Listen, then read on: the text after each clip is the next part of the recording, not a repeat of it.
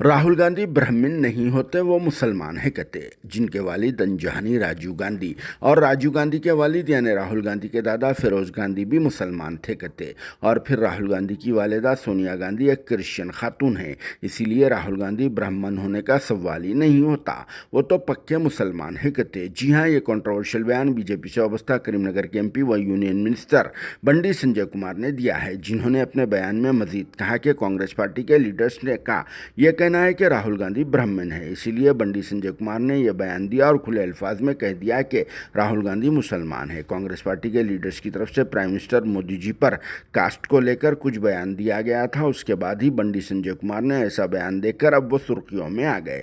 जिस पर आप सबका क्या कहना है कमेंट बॉक्स में ज़रूर जवाब देना और साथ में बंडी संजय कुमार का तेलुगु जुबान वाला ये कॉन्ट्रोवर्शियल बयान भी एक बार ज़रूर सुन लेना।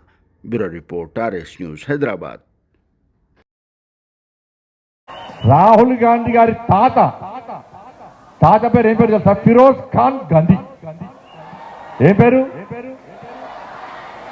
కొంచెం పెద్దగా ఉందా పేరు? ఫిరోజ్ ఖాన్ గాంధీ అనే పేరు. ఆయన ఎవరు? ఒక ముస్లిం. ఇవాళ కాంగ్రెస్ పార్టీ వాళ్ళు ఏమంటారు అంటే రాహుల్ గాంధీ పక్కా బ్రాహ్మణ్ అంటున్నారు. ఎట్లా బ్రాహ్మణ్ అవుతాడు? రాహుల్ గాంధీ తల్లేమో క్రైస్తవురాలు. ఎవరు? ఏం పేరు? ఏం పేరు? సోనియా గాంధీ. రాహుల్ గాంధీ తండ్రి రాజీవ్ గాంధీ. రాజీవ్ గాంధీ తండ్రి ఎవరు?